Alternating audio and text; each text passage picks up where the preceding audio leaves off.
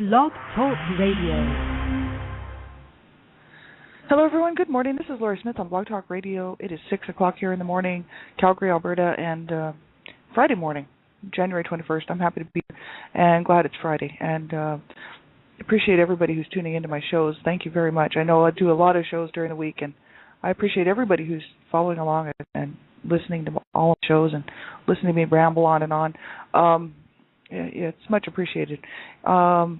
Today I want to continue talking about some articles from mentalhelp.net. We're just about done there. I found we finished off that one article yesterday, and that was really good information from Catherine Patricelli. This particular article is from Alan Schwartz, and it's called The Long-Lasting Negative Effects of Abuse. And Alan Schwartz, PhD, he's a doctor, and he's got a weblog, and he's written a short article on this particular subject of the long-lasting negative effects of abuse, written in 2007. And so I wanted to kind of continue with that one, and then we'll probably move on from there next week. But thanks for everybody for tuning in. I appreciate it. I'm not a counselor, not a therapist. I'm just a private citizen paying to do my own blog talk shows. And I started doing these November 2009. And wasn't sure how long I would be doing these shows. Wasn't even sure who would be listening. And, it's been over a year now. And, so many people have been tuning into my shows. So thank you very much for taking the time to do that. And most people listen on archive because my shows are on really early in the morning or late at night. And so I know for people to come back and take the time to listen to my shows, I really appreciate that because it's a lot to keep up with. It's a lot for me to keep up with, so I know it must be a lot for other people to keep up with as well. So thank you so much. And I just always let everybody know that I'm not a counselor or therapist, and that you have to listen at your own discretion, right? Because I'm talking about abuse, and it's very sensitive, and I'm talking about my own issues and my own story, and it's very sensitive because I don't sugarcoat it. I just tell it like it is, and how I'm feeling and how it affected me and what happened, and I don't minimize it and I don't sugarcoat it. So it's very sensitive material. So you have to listen at your own discretion, right? If you feel like the show might bother you, or the topic might bother you, or just the topic of abuse in general might bother you, then you don't want to listen to my show, right? Because that's what I'm talking about. And young people under the age of 18, I just ask that you have permission to listen to my show because, children are vulnerable, really. I mean, young people under the age of 18, you may not realize just how vulnerable you really are. And if you don't know how to keep yourself safe online, then you need to find out. Just type into your browser, online safety for children or internet safety, things like this, right? And if you're a young person under the age of 18 and you're listening, make sure that you do know how to keep yourself safe when there's a chat room. Know how to keep yourself safe when you're in any situation, right? Be very careful because you do not want to be a victim of a child sexual predator or pedophile. And online, child sexual predators and pedophiles, they hang around in chat rooms and they try to manipulate and to get a hold of children, anyone who's under the age of 18, who's considered to be a child, or under the age of 16, depending on what state you live in or where you live in the world. And you don't want to be a victim of a child sexual predator, let me tell you. So you need to learn how to keep yourself safe. And I have a lot of adult content on my shows, even though that's mainly about stopping child abuse, speaking out against abuse and standing up for children's rights. But the issue is that there's a lot of adult content on my shows, and I think that young people should be protected at all times. I'm the Canada Regional Director for Dreamcatchers for Abused Children. And what we do is, it's all about promoting education and awareness about the issues of child abuse, and the signs and symptoms and reporting and prevention and everything, right? So we're out here trying to save children's lives. So you need to be careful. You need to learn how to protect yourself if you're a young person, and make sure that you have permission to listen to my show, okay? So we'll get right into this topic here. And this is from mentalhelp.net, www.mentalhelp.net. Alan Schwartz, PhD, Dr. Schwartz's weblog. And he posted this November 11, 2007, but it's still good information. It doesn't matter if it's a few years old, it's still good info. And I'm going to pop this into the link into the chat room, and I'm just going to read from the page here. There's this particular website has all kinds of great info on it about everything. If you just go through the categories, you can see, like if you go to this website and you just search underneath the categories and the tabs of what's there, you can see that there's all kinds of information there about all kinds of different things. And abuse topics just happens to be one of the topics on there. but there are so many others. So be sure and take a look at this website. There's all kinds of good info for people regarding everything, So anything to do with mental health or mental help, right? So it's good stuff. So the long-lasting negative effects of abuse, this is from Alan Schwartz, and he says, the American Academy of Neurology published yet one more finding that demonstrates the negative effects of child abuse long after a woman has reached adulthood, or even a man, right? Men and women are both abused, right? Migraine headaches are a fairly common phenomenon. However, those women or men who suffer depression along with migraine headaches are likely to have been abused when they were children, according to research conducted by the Academy. And that's quite interesting to see what they've got, even now, because this was written in 2007, and it's now obviously 2011. And just in this period of time, there's been more research being done about the effects of child abuse and the brain, and what it does to the brain when a child experiences abuse when they're children, right? It affects the left-hand side of the brain. I think that's the side that it actually has an effect on. But they're doing more and more work to find out just exactly what abuse does to people and how it neurologically affects them. So it's more like the instead of the psychology, it's more of the actual physical damage that's done to the brain. How it affects the brain cells, right? So instead of just affecting the actual person's psyche, which would be their feelings, their emotions, their spirit, this is the other side of it, taking a look at what it does to the actual brain as far as the physical damage done to the brain cells and whatnot, because of the abuse and because of the fear, because of the stress and the trauma, right? So it's kind of interesting. They're doing a lot of work on trying to figure out exactly what abuse does to people's brains. And I just find it very sad because so many of us have been through this, and so many people have so many issues because of child abuse. I know myself, I won't name names, but I know lots of survivors who are adults, obviously now, and some of them older, some of them younger, and they have so many different issues from the abuse that they suffered as children in their bodies, right, and in their minds. Many suffer headaches, like they said, migraines, all kinds of really serious body stuff, like fibromyalgia and different things like that, arthritis from if they were physically abused, sexually abused, all kinds of issues can happen. It's absolutely horrific what abuse does to people, right? And especially, the longer that a child would be abused, and the more severe, obviously, the worse off the child will be. And then, of course, you have to grow up, and if you do get to grow up and you don't get killed or murdered by your parents or caregivers or something else, and you actually live long enough, you start to notice, wow, is this from the abuse that I suffered, or is this just from being on the planet this long, or what? But so many people kind of have the same issues, that have been abused, and so that's why they started doing these studies to try to find out just how serious it is, and how it does affect a person into their adulthood. So this study lends further proof to the fact that mind and body are not separate, and that health problems later in life can be caused by events during childhood that had the effect of altering neurobiological systems. And in other words, abuse during childhood has terrible health consequences later in life. So that's what they're finding out. It's pretty serious. They said if the abuse suffered by these women, I guess he's particularly talking about women in this article, but I know, we all know that men, boys are abused as well. But he's talking about women particularly, I guess, in this article. So he says, if the abuse suffered by these women continued beyond age 12, the women with the migraines were 5 times more likely to report depression. And so there's maybe possibly some sort of a link there, right? Link from depression to migraines, right?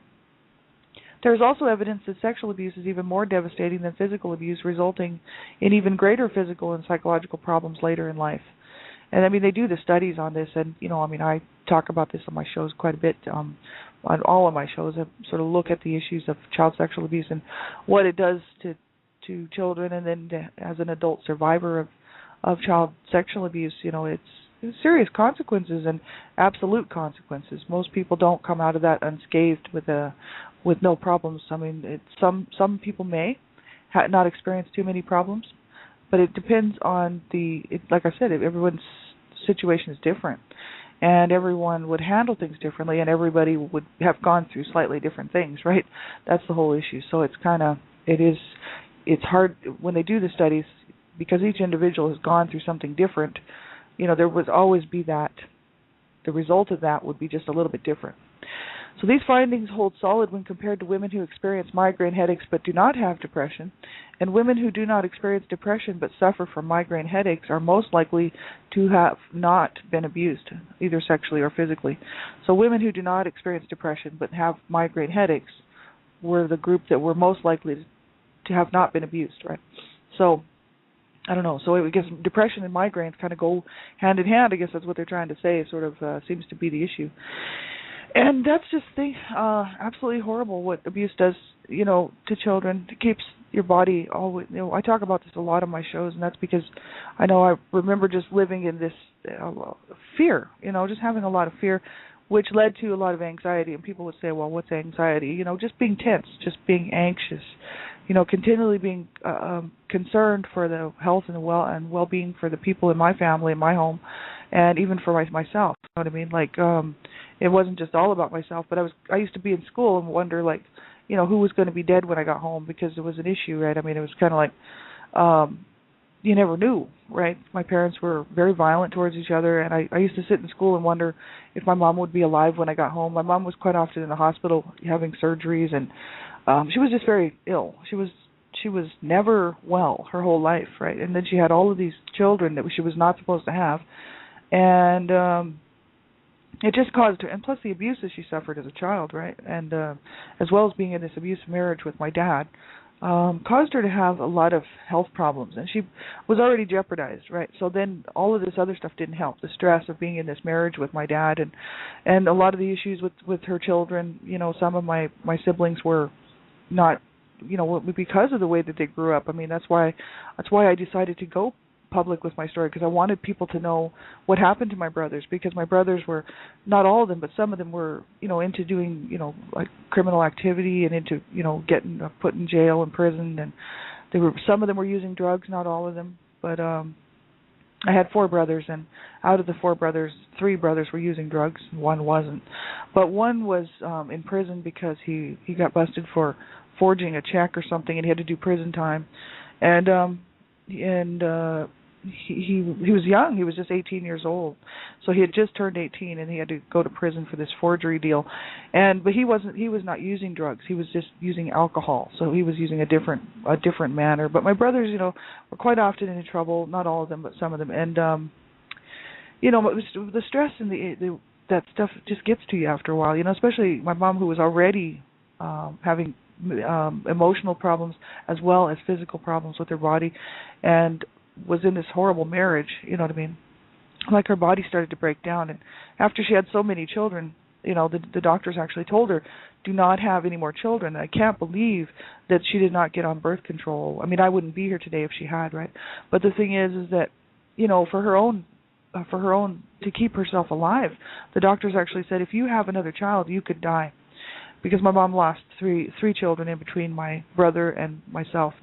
There were 5 children born, and out of the 5, 2 of us made it. So 3 were born stillborn. And those doctors kept telling my mom, you have another child, you could die, right? You have another child, you could die. So she gets pregnant again. You have another child, you can die. So my mom, of course, was not wanting to become pregnant, and my dad was forcing himself on her, right? So the stress of that, and just absolutely horrible, like absolutely horrific. My mom would have been a good study patient, but she's passed on 16 years ago, so she passed away. But the thing is like, I'm sure that she would have been like a prime example of somebody who was abused as a child and ended up in a marriage with a man who was abusing her, domestic violence and abuse and whatnot. And then she became an abuser, and then she spent her whole life in abuse, right, and caused everybody around her, which would be her children, to have to deal with this because she wouldn't get any help, right? So it's absolutely horrible. And she had a lot of physical problems, but my grandmother was very physically violent to her children and beat up her children on a regular basis. And my grandmother was she was never arrested or anything like that. This was the 1930s. Back then, you could just kill your kids and then bury them, no big deal. Like my grandmother they lived in a farm in Nova Scotia, and my grandmother was responsible for my uncle's death because she beat him with a horsewhip and then made him sleep in the barn, and he got pneumonia and he died. And then he was about 18 years old, I think. He was my mom was the oldest, and then it was him. So, and then there was a whole bunch of siblings after her, the younger siblings that my mom used to try to protect, because my grandmother was just beating on all the children. Right? She wasn't just picking on one or two. She was a horrible woman. And so my mom was having to deal with this physical abuse at the hands of her mother, and then at the age of 20 married my dad, and ended up in this horrific marriage. And it's like, oh my God. So she's like a prime, example of what not to do, right? So that's the thing. I mean, I looked at her life and I thought, man, I know for sure I don't want to do that. So, you know what I mean? To be abused as a child and then go on into an abusive relationship after, with a husband or whoever your partner is, that is absolutely ridiculous, and people do it. It's no wonder people suffer from migraines and from all kinds of health issues when they're being abused as children and then end up being abused as adults as well. You may as well just count yourself in there for having some serious physical and mental issues, right? And so if you are a survivor of child abuse, make sure you're not re-victimized, Do everything that you can to make sure that people in your life as an adult are not mistreating you. You would not tolerate any abuse. Like, that's the whole issue. We are the ones ultimately responsible for our adult lives, right? So we can't just allow people to abuse us because we were abused as children. Like, that is absolutely ridiculous. I mean, I put my foot down. I was like, there's no way I had to spend my life with these abusers, being abused as a child, and there's no way that I'm going to allow somebody else in my adult life to treat me like that. Absolutely not. Because, I mean, you have to, and I think what it is you really have to care about yourself. Because otherwise, if you don't care about yourself, you'll just let anybody do anything that they want to do and think that it's okay, right? And I mean, that's obvious that I do care about myself. Otherwise, I wouldn't have wanted to have a better life, and wanted to, that's why I didn't kill myself. I mean, I had suicidal thoughts, and I used to plan my suicides, but I would never go through with them. And it's probably because somewhere deep down inside of myself, I really did want to live and did want to survive and have a good life, and walk free from this misery and pain, right? So that's the whole issue.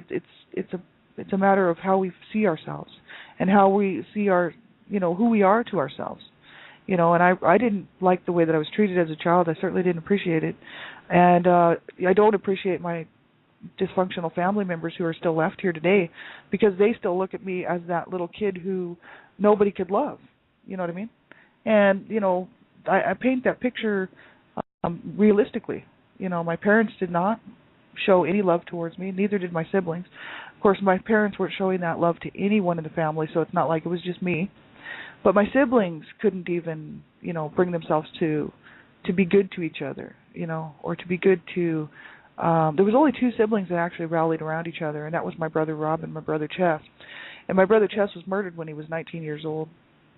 And my brother Rob was never the same after, because my brother Chess used to protect my brother Rob when they were children. So my brother Rob went into a huge depression, when my brother was murdered, and he ended up killing himself at the age of 33, 13 years later. So 13 years after my brother was murdered, my other brother Rob killed himself. So he had been trying for years before that. So he never ever was ever right, you know what I mean? Because he was the one that my dad was mainly abusing, because my dad, for some reason, just hated my brother Rob, and I don't know why.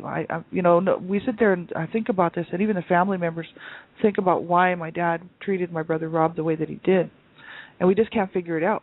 Probably because he was the one who was weak, and the parents will pick on the weak ones.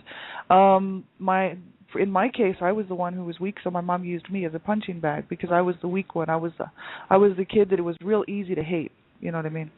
And so both of my parents had two children that they liked to pick on, really, more than the other ones, and that was me and my brother Rob, right? And so, it's really awful what happens. And will there be any support from the family members? Not all the time. You know what I mean?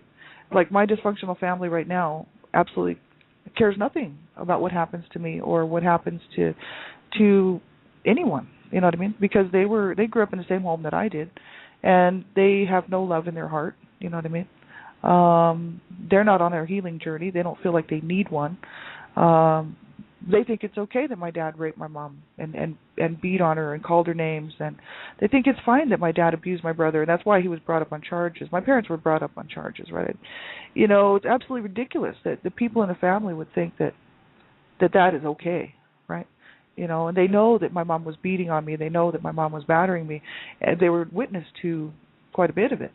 And yet, would they offer to even lend a hand, or, hey, do you ever want to talk about that? Or we're sorry we didn't protect you. We didn't do anything to help you because we didn't want to get beaten ourselves, and anything like that would help. But they don't care. It's all about oh no, it's all about them, right? I'm just supposed to continue playing this role of the punching bag, even for them. And so why, that's the whole issue with abuse. It is so incredibly damaging. So make sure that you do not allow yourself to be abused as an adult, coming out of an abusive situation. Set the boundaries and learn how to do the boundary work so that you can, protect yourself and make sure that you are not going to get into a relationship where you're going to be mistreated and abused, right? Because that is ridiculous. We deserve so much better. We deserve so much better as children, right? No child deserves to be abused ever. And then as adults, right? I believe the same thing is true for adults. No adult that deserves to be abused either. So make sure that you don't allow yourself to be abused, right? So that he goes on to say that Leonard Shingold, MD, wrote a powerful book about child abuse that was called Soul Murder. And his book is brilliant and brought into sharp focus just how harmful abuse is for children.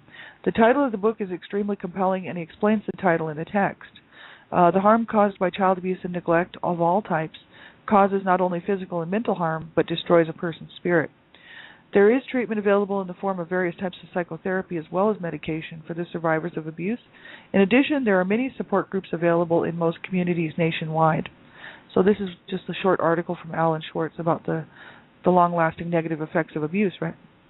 But I think that's what's interesting is he brought up the soul murder, and I was talking to a lady that I know who's a therapist, counselor therapist, and she was talking about that with me because I had mentioned, and I had been talking with her about the fact that I felt like I was dead when I was 10 years old. I really felt that my spirit had been killed and that my body was still walking around on the planet, but that my spirit was gone, was killed.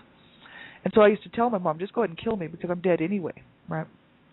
And so the soul murder issue that is quite interesting. Not a whole lot of people write about it, and if you could go and actually type into your browser soul murder, there isn't a whole lot on it except for this book by Leonard Shingold, and that I have never read, right? But I'd like to read it.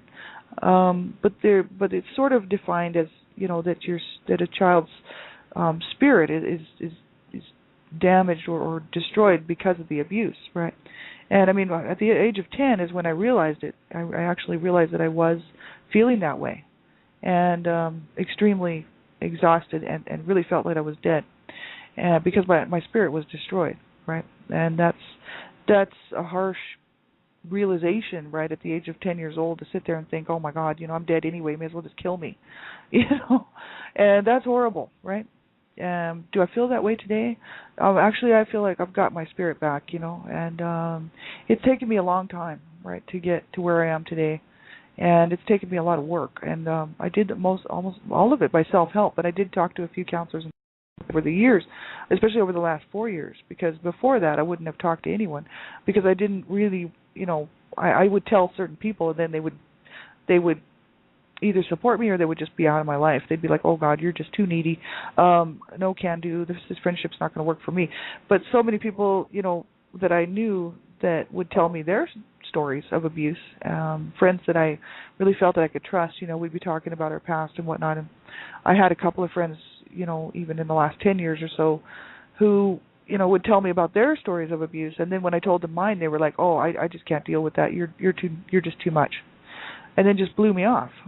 And I'm like, well, maybe I just won't tell anybody else about this, because I seem to lose friends when I do. And that's just really sad, and it's unfortunate, but that's not everybody's going to be there for you.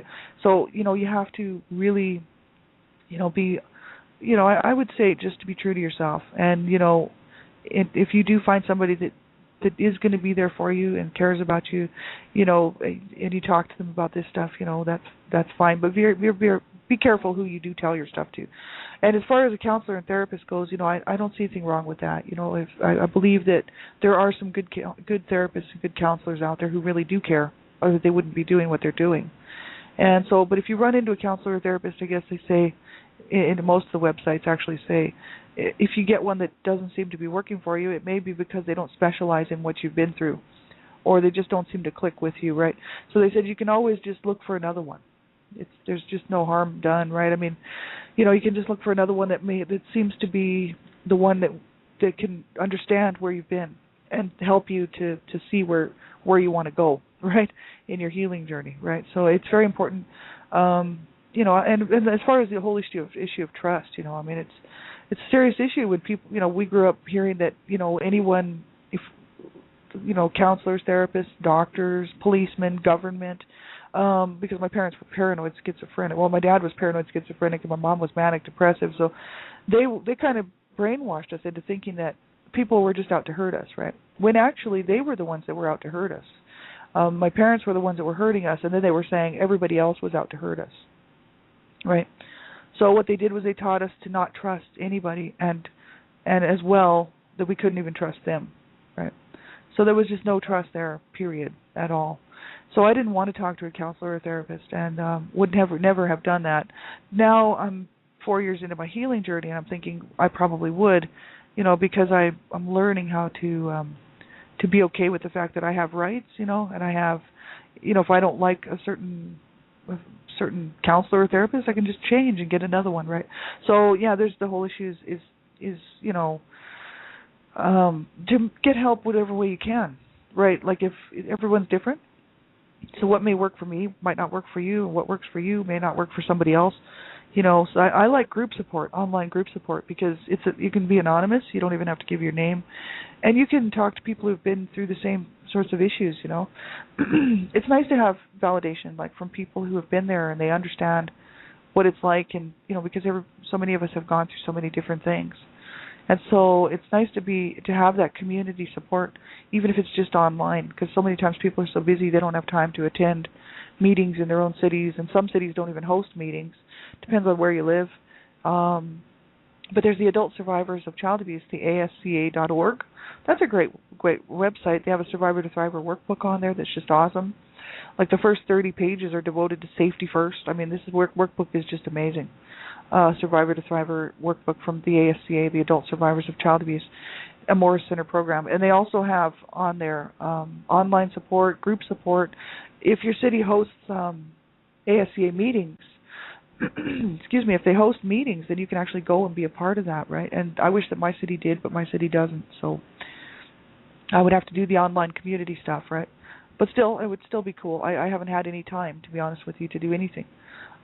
Except for what I do on my shows here, which is a bit of self-help for me, because I get to talk through this stuff and work through it, right? And hopefully it's helping somebody else, right? And then also, there's other child abuse survivor groups out there that you can join, and they're free, and you have to give your name and your email to the person who owns the site, right? Because that's how you be able to log in and whatnot. But once you're in the community, your name is you can remain completely anonymous, right? And no one needs to really know your real name. And then you can talk to people when you have time and you feel maybe you might be having a bad day and you don't have anybody to talk to. Quite often that's really a nice outlet, right? I met a lot of awesome people, and some of my, some people acquaintances that I met were just so very nice that I sort of maintained a bit of a friendship with them, right? So, it's nice just to be able to get some help and reach out and have somebody to talk to about this stuff, right? So thanks very much for being here. Appreciate it, everybody. We have about a minute left. I'll be back on tonight, Dreamcatchers Talk Radio here on Blog Talk Radio hosting. I host those shows Monday through Friday at 11 o'clock Eastern Standard Time, 9 o'clock Mountain Standard Time, Monday through Friday. And that's www.blogtalkradio.com/Dreamcatchers. So if you're on Blog Talk, you can type into the search box at the top Dreamcatchers, and it'll bring up Dreamcatchers Talk Radio, Dreamcatchers for Abused Children. So that's where I'll be tonight, and as well as my own show after that. If I have the energy, I might have to cancel my show because I've got way too much stuff going on and I'm exhausted. So I'm not sure if I'll be doing that show tonight. I may or may not. But I will be doing Dreamcatchers Talk Radio. So Have a great night, everybody. I will be on the weekend on my show page there, and also next week. One child abuse survivor to another. So we'll be back next week, same time, same place. And take care of yourselves, everybody. Don't give up. Ever. That's my big message. Absolutely do not give up. Continue to hold on. For those better days, right? And look for those better days and be happy when you do get a better day. And take care of yourselves, right? We sure deserved a lot better as children, and we have to learn how to take care of ourselves, right? And so that's the issue. If you weren't shown how to do that, then we need to learn how to do that as adults, right? And so, do whatever you can to be well, and to take care of yourselves. So we'll talk to you real soon. Have a great day. Bye-bye.